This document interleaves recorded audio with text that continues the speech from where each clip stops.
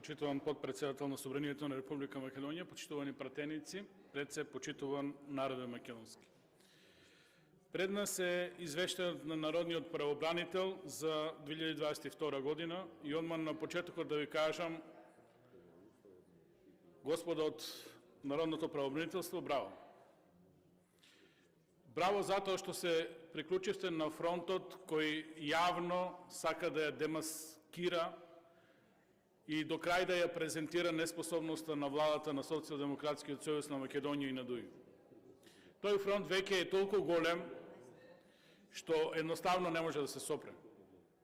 Тој фронт е предводен од граѓаните на Република Македонија кои секој ден гледаат што се случува во државата. На тој фронт се приклучивте и вие, работејќи ја честно и ревносно својата работа. На тој фронт, против оваа влада на Социјалдемократскиот сојуз на Македонија и ДУИ, не како луѓе, туку како работење и како резултат од тоа работење се приклучуваат и ревизорот, се приклучува и Државната комисија за спречување на криминал и корупција, се приклучува и Европската унија со нивниот последен извештај, каде што добивме оценка 1,52, или ако сакате народски, станавме по Бог знае кој пат во владењето на Социјалдемократскиот сојуз на Македонија и на ДУИ понавлачи. Единствено неуспеси. Тоа е одликата на оваа влада. Околу извештајот 3209 преставки, 273 предмети пренесени од претходната година, сума 3472 предмети кои ги работел Народниот правобранител. Доминантни се преставките во поглавијата правосудство, потрошувачки права, работнички односи, права на детето, имотно-правни односи, проблемите во затворите, социјална сигурност и заштита и така натаму, и готово да немаме сектор каде што немаме преставка од граѓаните на Република Македонија. Тоа што загрижува е трендовите низ годините на владењето на Социјалдемократскиот сојуз на Македонија и ДУИ растат. Не се намалуваат, туку се повеќе и повеќе граѓани поднесуваат преставки затоа што се загрозени нивните фундаментални човекови права. Тоа што можеме да го констатираме, ако правиме еден сублимат на извештајот на правобранителот, преставки има во сите сегменти на јавното живење. Во јавните служби, централната власт, судската власт, правни постапки, секаде. Нема сегмент каде што имаме можност да се пофалиме. Ова само докажува дека имаме нефункционален систем, дека системот не е во функција на граѓаните на Република Македонија и заштитата на нивните права кои се гарантирани согласно устав, согласно закони, согласно подзаконски акти и така натаму. Наспроти тоа, едноставно јасно е, ако тоа го немаме, целата енергија е концентрирана кон обстојување на оваа влада и кон реализација на нивните политики. Зборев во извештајот на Европската унија, политиката на Социјалдемократскиот сојуз е предоство на државата и националните интереси, политиката на ДУИ е јасна во делот на економијата и се што е поврзано со економијата.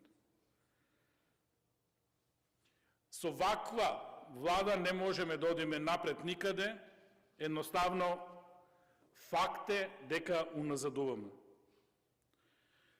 Ова е констатирано од Народниот правобранител. Во многу области ќе се задржам на неколку. Права на детето. Имавме проблеми со образовните асистенти. Имаме проблеми ден денес со учебници за учениците. 21 век. Држава која аспирира кон Европската унија, немаме учебници се уште по сите предмети за сите оделенија. Многу деца се на улица и питачат. Одговорност за ова мора да има затоа што станува збор за децата. Правосудство. Довербата во правосудството е срамотни 3%. Судењето во разумен рок е мисловна именка. Извршувањето на долговите, како што ќе каже правобранителот, должничко робство. Реформи нема. Нотиран е пописот. Многу засегнати страни реагираат затоа што не се задоволни од фингираните резултати на пописот. Ке спомнам реакцијата на турците затоа што нелогични се бројките. Не може да ги снема. Некој едноставно се заборавил во фингиранката. Останува фактот дека имавме договорен попис на две страни во владата, кои однапред ги знаеа бројките, а сето понатаму беше математичка операција која не можете да ја доработите до крај затоа што апетитите се различни и на крајен резултат ќе се студрите со тоа дека имате многу нелогичности во пописот. Кај финансиските друштва или така наречените продавници за пари, нотирани многу слабости во извештајот на правобранителот во однос на оваа проблематика и покрај тоа што донесовме редица закони, проблемот ден денес се уште стои. Сакале тоа да го признаат или не, законите не ги подобрија до крај состојбите и ден денеска многу луѓе мачат маки со оваа проблематика.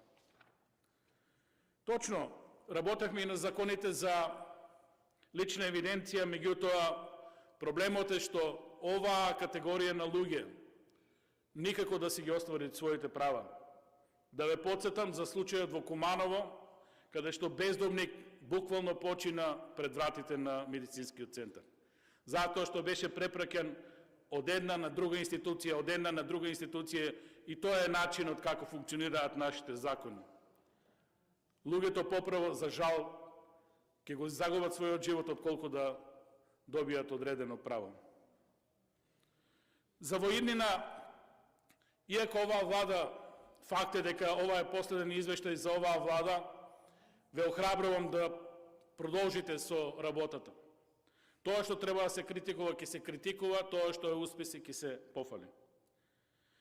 Ве поддржувам во вашето барање за човечки ресурси, за буџет, кој ќе биде договорен и исполнет до крај, затоа што само така може да функционира правобранителот. Остануваат многу предизвици, остануваат многу отворени прашања. За жал, овие прашања беа отворени и во 2017 година, и 2018, и 2019, и во 2020 година, и во 2021, еве и во 2022 година, не се затворени ниту во 2023 година. Тоа е таа неуспешна политика, тоа е тоа што го живее македонскиот граѓанин. Немаме резултати затоа што немаме функционален систем. Немаме функционален систем затоа што приоритети на владата не се граѓаните на Република Македонија. Приоритети се бизнес интереси, приоритети се злоупотреба на европското знаменце за да се остварат лични интереси. Приоритети се носење на закони со кои се заскриваат криминалите и со кои некој мисли дека ќе се амнестира. Приоритети се носење на закони со кои некој мисли дека нема да одговара или дека кривично ќе биде ослободен.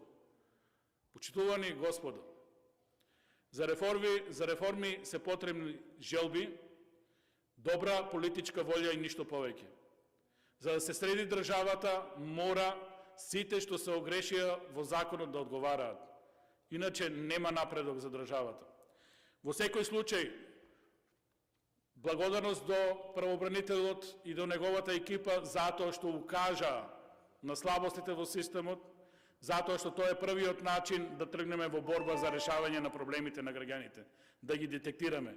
Меѓутоа тоа за наредната влада на ВМРО, оваа влада едноставно нема сенс за решавање на овие проблеми. Благодарам.